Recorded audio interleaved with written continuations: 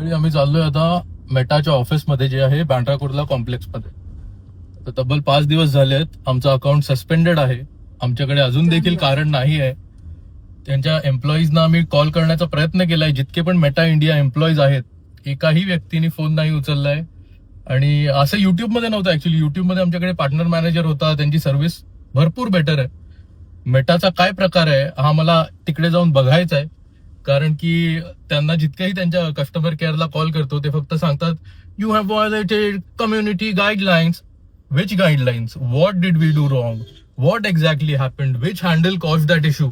काहीतरी क्लॅरिटी, काहीतरी specific knowledge, information नाही.